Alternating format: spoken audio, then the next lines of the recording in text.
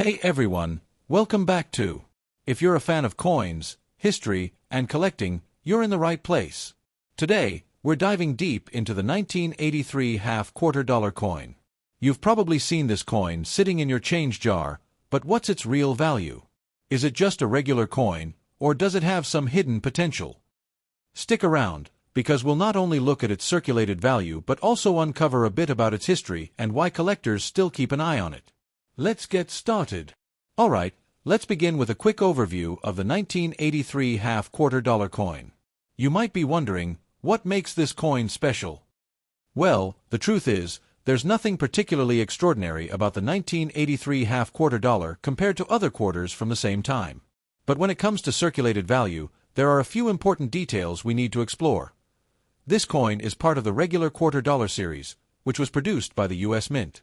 It's made of an alloy of copper and nickel and has a diameter of 24.26 millimeters with a weight of 5.67 grams. Its design features the well-known John Flanagan portrait of George Washington on the obverse, and on the reverse, we see a traditional eagle standing on a bundle of arrows, which is part of the classic quarter design. Now, the big question: what is the circulated value of the 1983 half-quarter dollar? Well, here's the deal.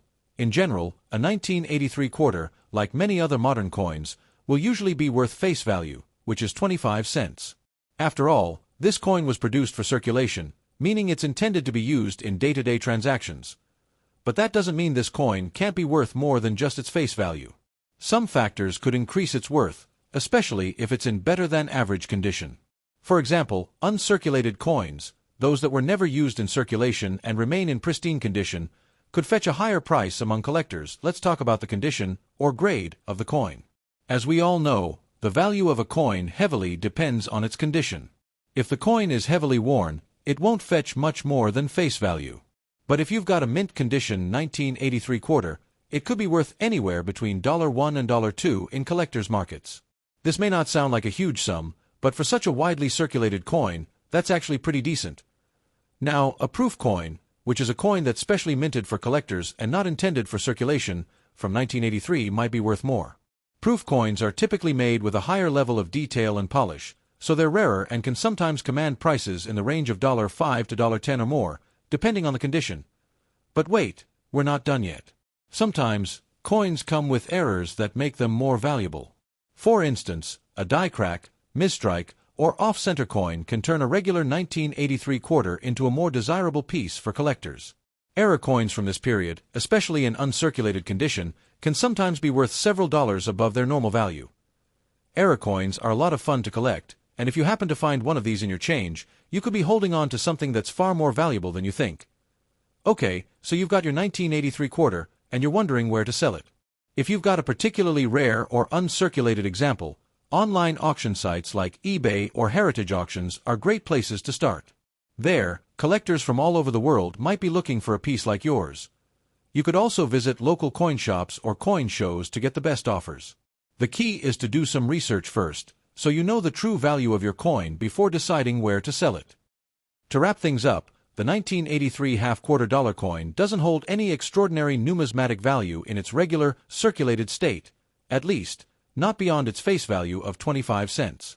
However, if you find one in excellent condition or if you're lucky enough to spot an error coin, it could be worth a lot more to collectors. Coins like this one remind us that there's more to the world of currency than just spending it. So, if you're into coin collecting or just curious about the value of your change, always take a closer look. The 1983 half-quarter dollar coin isn't a unique or special issue in terms of design or rarity. However, it holds historical significance within the context of the U.S. Mint's regular quarter series during the early 1980s. Let's dive into its historical context and why it's important. The 1983 quarter is part of the series featuring George Washington's portrait, which has been the standard design since 1932. This image of Washington was designed by John Flanagan and appeared on the quarter for nearly 60 years, until the launch of the State Quarters program in 1999.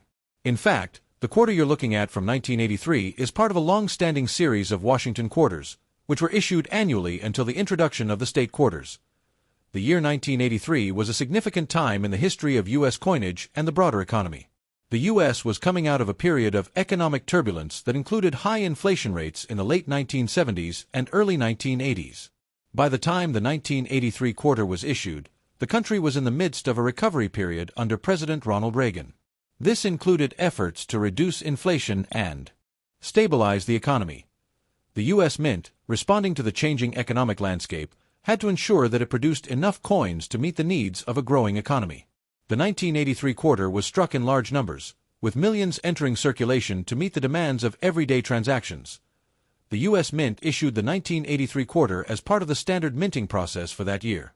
It was struck in the copper-nickel clad composition, which had been in use since 1965 when the U.S. moved away from silver in coinage.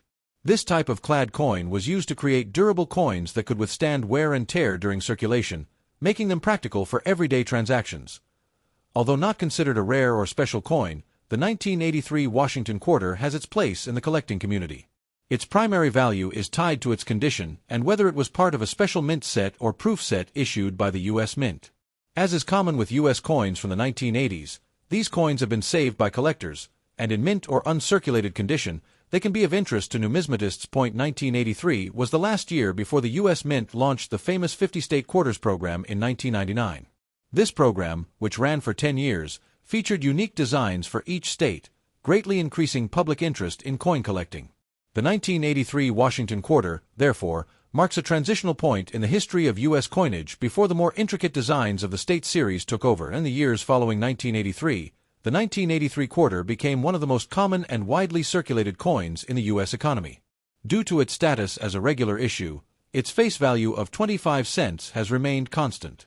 However, as mentioned earlier, certain error coins or unusual minting conditions from that year can fetch a higher value in the numismatic market. The 1983 quarter continued the Washington quarter series, which began in 1932 and featured George Washington's portrait. The coin was produced during a period of economic recovery in the U.S. under President Ronald Reagan. The 1983 quarter was made using the copper-nickel clad composition, which had been in use since 1965. The 1983 coin was one of the last regular Washington quarters issued before the state quarters program started in 1999. While the 1983 quarter doesn't hold significant numismatic value in general circulation, it can be of interest to collectors in higher grades or with minting errors. The 1983 quarter might seem ordinary at first glance, but it plays an important part in the history of U.S. coinage. It represents the tail end of an era, one that laid the groundwork for the collector-driven coin programs that followed. Whether you're a casual collector or just curious about your spare change, understanding the historical context of coins like the 1983 quarter can give you a greater appreciation for the legacy of U.S. currency. That's it for today's video. If you enjoyed this deep dive into the 1983 quarter, don't forget to hit that like button and subscribe for more videos on coin values, history, and everything in between. And hey, if you've ever found an interesting coin like this in your change, let me know in the comments below. I'd love to hear about it.